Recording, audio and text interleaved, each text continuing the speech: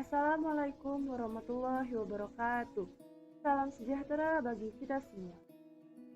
Di sini saya Fesli Salsabila Burokah dengan NPM 221302485 dari kelas D Pendidikan Biologi angkatan 2022 dengan mata kuliah Pembelajaran Teknologi Informasi dan Komunikasi.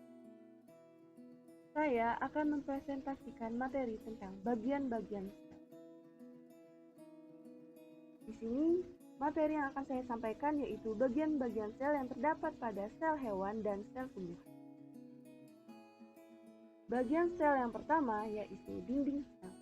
Dinding sel tersusun dari polisakarida yaitu selulosa, berfungsi sebagai melindungi isi sel dan memberi bentuk pada sel. Bagian sel yang kedua yaitu membran sel atau membran plasma. Tersusun atas lapisan lipoprotein yaitu fosfolipid, sterol, glikolipid, dan glikoprotein. Berfungsi sebagai melindungi sel, mengatur keluar masuknya zat, dan menerima rangsangan.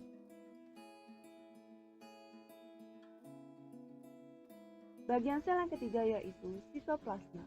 Sitoplasma tersusun atas air, protein, asam amino, vitamin, nukleotida, asam lemak, gula, dan ion-ion. Sitoplasma berfungsi sebagai cairan tempat organela sel dan tempat terjadinya metabolisme pada sel. Selanjutnya yaitu nukleus.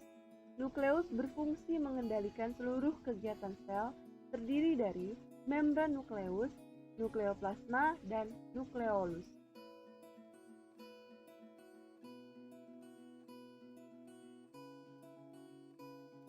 Selanjutnya yaitu mitokondria.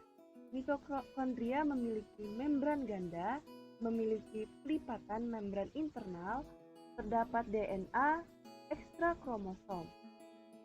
Mitokondria sendiri ini berfungsi sebagai tempat respirasi aerob yang menghasilkan ATP atau energi di dalam sel sehingga disebut dengan the house of the cell.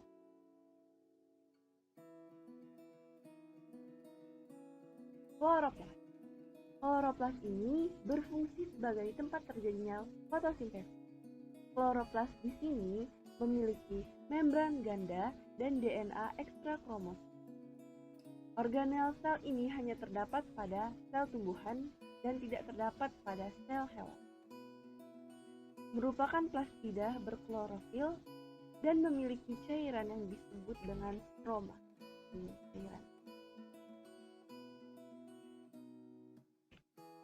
Selanjutnya, bagian sel yaitu aparatus Golgi atau badan Golgi. Fungsinya sebagai menampung protein yang dihasilkan oleh retikulum endoplasma, membentuk lisosom, dan mengandung enzim pencernaan yang belum aktif. Ini adalah gambar badan Golgi. Selanjutnya yaitu retikulum endoplasma. Retikulum endoplasma kasar berfungsi sebagai tempat melekatnya ribosom yang berperan dalam sintesis protein.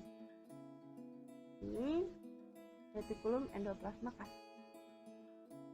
Sedangkan retikulum endoplasma halus berfungsi mengangkut protein yang disusun oleh retikulum endoplasma kasar, melakukan reaksi awal oksidasi lemak, menyusun fosfolipid, glikolipid, dan steroid, serta melakukan detoksifikasi. Ini ya, retikulum endoplasma. Bagian sel selanjutnya yaitu lisosom. Lisosom berfungsi sebagai mencerna zat-zat yang masuk ke dalam sel, menghasilkan zat-zat kekebalan, dan mencerna bagian-bagian organel sel yang telah rusak. Di sini terdapat gambar struktur lisosom. Selanjutnya yaitu ribosom. Ribosom yang menempel pada retikulum endoplasma berfungsi untuk mesintesis protein untuk dikeluarkan sel. Sedangkan ribosom yang melayang di sitoplasma berfungsi untuk mesintesis protein untuk digunakan oleh sel itu sendiri. Selanjutnya yaitu vakuola. Vakuola berfungsi untuk menyimpan cadangan makanan, menyimpan pigmen, menyimpan minyak atsiri, menyimpan sisa metabolit. Vakuola terdapat pada sel tumbuhan dan juga sel hewan. Jadi vakuola ini terdapat di sel hewan dan sel tumbuhan. Ini vakuola yang terdapat di sel tumbuhan, sedangkan ini vakuola yang terdapat di sel hewan. Selanjutnya dan yang terakhir yaitu sentriol. Sentriol berfungsi untuk menarik inti sel menuju kedua kutub ketika terjadi pembelahan sel. Ini gambar sentriol.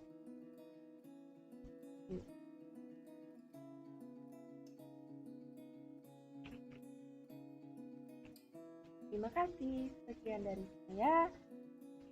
Semoga materinya bermanfaat untuk kita semua. Wassalamualaikum warahmatullahi wabarakatuh.